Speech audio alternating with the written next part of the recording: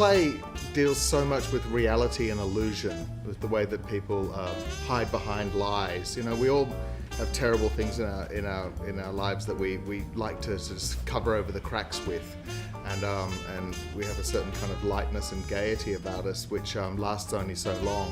But once you add 16 glasses of spirits to the occasion, then truth tends to kind of bubble up past through all of that kind of silly malarkey that we all get up to, and smacks you in the face. And in this particular play, it goes through the entire sequence of alcoholic hilarity right through to the truth just being borne out in the sun like a stone.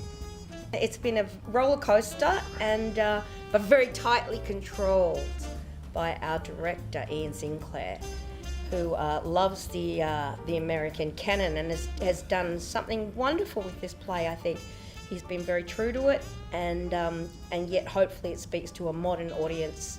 Yeah, it's a real roller coaster ride. You know, the first act's called Fun and Games, and there's a lot of comedy, a lot of really good fun party engagement. The second act is called Walpurgisnacht. Thank you, The Witching Hour, where we start to get real carny, and the whole thing starts to go pretty crazy. And then the third act, The Exorcism. The play kind of becomes incredibly, almost like a Greek tragedy, really, with that kind of heightened tragedy like you might see in a Lear or something like that. So it's a hell of a ride.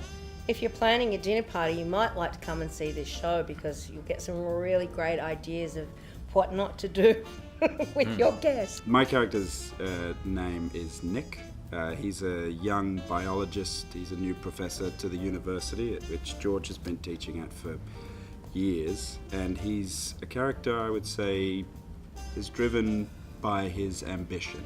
It's a hilarious ride, you know. I mean, the thing about Edward Albee is that his plays are terrifically intelligent.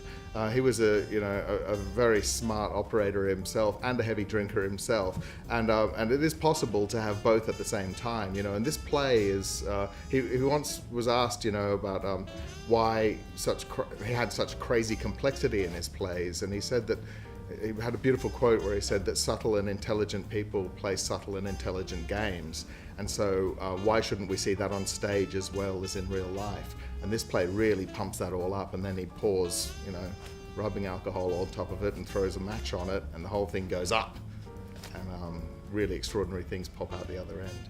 Honey, she is the wife of Nick. She's just moved here with him because he's just got a new position at the university, and she's driven by she's not very ambitious. She's driven by the desire to be a good wife and a good person.